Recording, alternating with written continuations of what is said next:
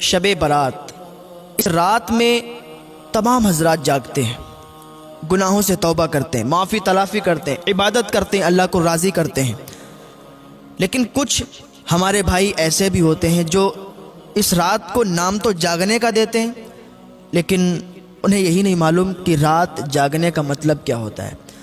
بہت سے لوگ تو مسجد میں آ کے نماز ادا کرتے ہیں، گناہوں سے توبہ کرتے ہیں، لیکن وہیں پر کچھ ایسے نوجوان بھی ہیں کہ وہ رات میں گاڑی بائک لے کے نکل جاتے ہیں، کبھی اس ہوٹل پر چائے پیتے ہیں، کبھی اس ہوٹل پر چائے پیتے ہیں، کبھی یہاں پارٹی کرتے ہیں، کبھی وہاں پارٹی کرتے ہیں، اور صبح کو سب کو یہی بتاتے ہیں کہ رات ہم نے بھی جاگی ہے۔ یار یہ رات جاگنا ہو گیا ہے؟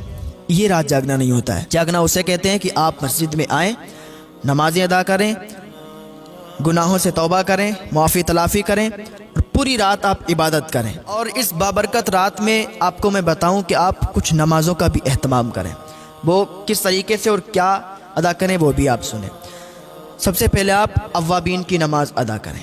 اوابین کی نماز کیسے پڑھی جاتی ہے؟ یہ مغرب کی نماز کے بعد فوراً بعد 6 رکعت نماز ہوتی ہے۔ حضور صلی اللہ تعالیٰ علیہ وسلم نے ارشاد فرمایا کہ جو شخص نماز مغرب کے بعد 6 رکعت اوابین ادا کرتا ہے اور اس طرح ادا کرتا ہے کہ بیچ میں درمیان میں کوئی بری بات نہ کہے، تو اللہ رب العزت اسے 12 سال عبادت کرنے کا ثواب عطا فرماتا ہے۔ سبحان اللہ، اتنا زیادہ ثواب ہے ماشاءاللہ۔ تو یہ اوابین کی نماز 6 رکعت آپ ادا کریں۔ کیسے ادا کریں گے؟ آپ نیت 2 رکعت کر کے باندھیں۔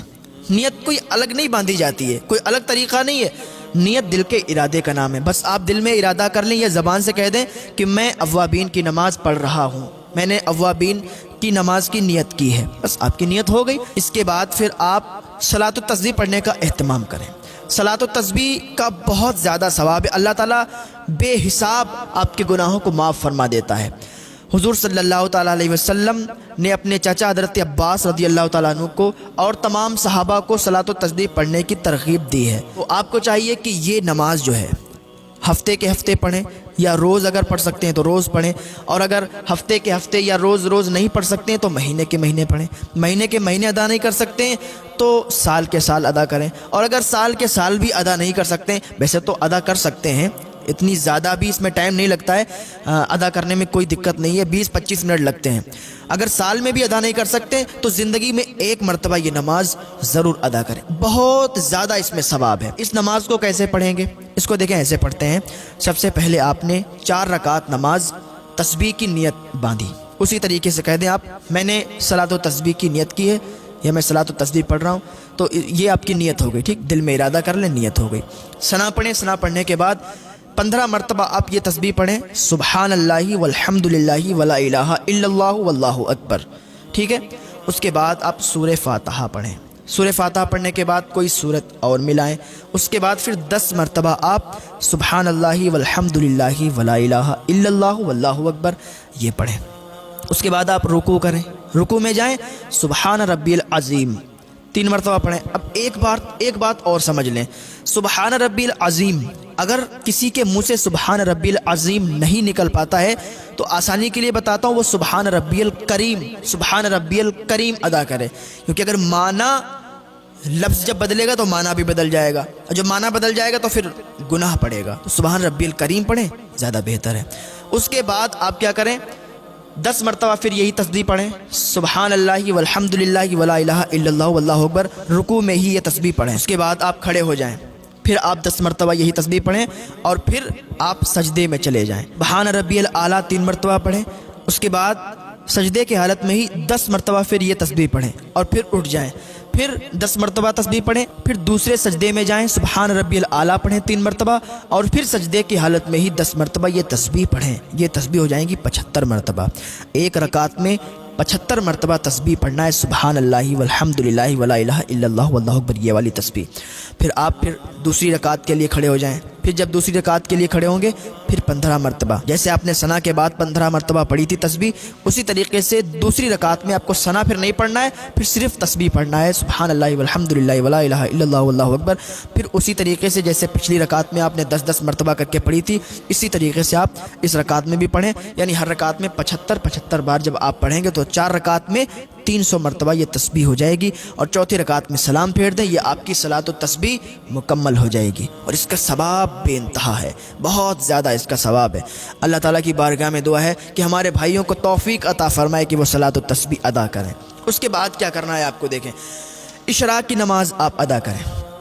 اشراق کی نماز کیسے ادا کریں گے؟ اشراق کی نماز کا ٹائم ہوتا ہے سورج طلوع ہونے کے 20 منٹ کے بعد اشراق کا ٹائم شروع ہو جاتا ہے، اور حضور صلی اللہ تعالیٰ علیہ وسلم نے ارشاد فرمایا کہ جو شخص اشراق کی نماز ادا کرتا ہے تو اسے اتنا ثواب ملتا ہے کہ اس کو ایک حج اور ایک عمرے کا ثواب ملتا ہے۔ اس حالت میں نماز ادا کرے کہ فجر کی نماز پڑھے، اور فجر کی نماز پڑھنے کے بعد پھر ذکر و اذکار کرنے لگے، کوئی وظائف پڑھنے لگے، اور سورج طلوع ہو جائے، سورج طلوع ہونے کے 20 منٹ بعد وہ اشراق کی نماز ادا کر لے، تو ایک حج اور ایک عمرے کا ثواب اس کو ملتا ہے۔ اس کا ٹائم کب تک رہتا ہے؟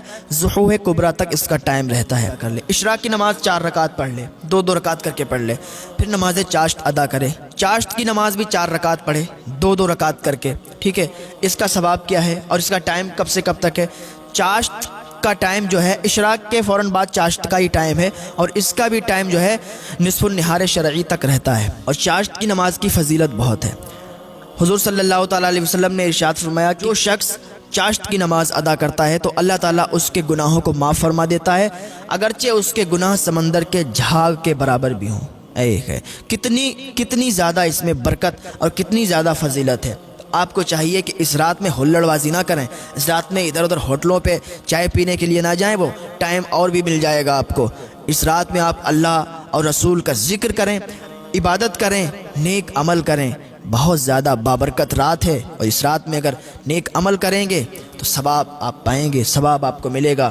اس رات میں ہی اگر آپ سے کوئی رنجش رکھتا ہے، آپ سے کوئی برائی رکھتا ہے، تو اس کو بھی آپ خود منا لیں یار۔ آپ سے کوئی نہیں بولتا ہے تو آپ خود ہی بول لیں، تو اللہ رب العزت کو یہ ادا بہت پسند آتی ہے کہ یار ہم سے کوئی نہیں بولتا ہے، کوئی بات نہیں ہے، وہ ہم سے نہیں بولے گا پر ہم اس سے بولیں گے، ہم اس سے رشتہ قائم کریں گے۔ یا آپ کی کسی سے لڑائی ہو گئی، آپ اس سے نہیں بولتے تو آپ کو چاہیے کہ اس رات میں اس سے صلح کر لیں، اس سے بولیں، ہاں اس سے دوستی کر لیں، ٹھیک۔ یہ ادا بہت پسند آتی ہے، اور جو بھی آپ کے اوپر کسی کا حق آتا ہے ادا کر دیں۔ اگر آپ کسی سے ناراض ہیں اس کو معاف کر دیں، انشاءاللہ اللہ رب العزت اس کے صدقے میں آپ کو بہت زیادہ ثواب عطا فرمائے۔